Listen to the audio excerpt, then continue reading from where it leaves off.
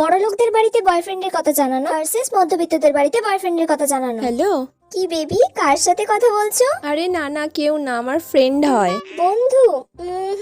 না গো মম, কেউ নয়।